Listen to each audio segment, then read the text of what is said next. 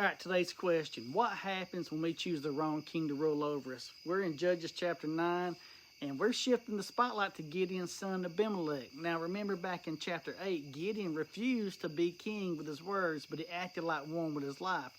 Well, Abimelech takes it a little further. He doesn't wait for the people. He goes ahead and just crowns himself. He goes to his mother's relatives in Shechem and says, "Would you rather have 70 sons of Gideon rule over you or just me?" And they buy into it. They give him money, and he uses it to hire worthless men. Then he murders his 70 brothers on one rock. Only the youngest, Jotham, escapes. And that's the fruit of pride. When we exalt ourselves instead of God, destruction always follows. Now Jotham, the one survivor, he climbs Mount Gerizim. He cries out a parable. He tells the trees looking for a king. You got the olive tree, the fig tree, and grapevine. They all refuse because they're too busy bearing fruit.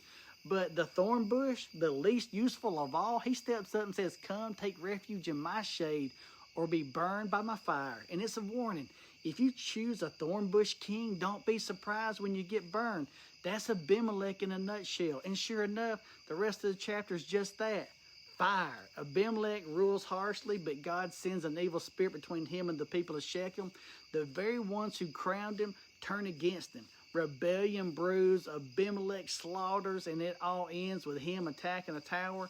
A woman drops a millstone on his head, crushing his skull.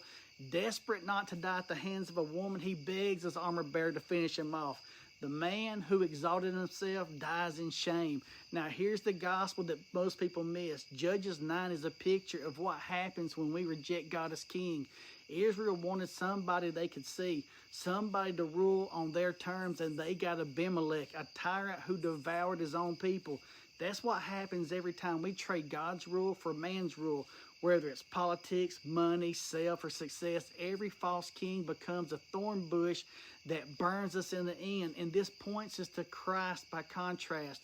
Jesus is the true king, the one crowned not by murder, but by sacrifice. Abimelech shed the blood of his brothers to gain power. Jesus shed his own blood to save his enemies. Abimelech left ruin. Jesus brings redemption. The question is, whose rule are you living under? So what does this chapter teach us?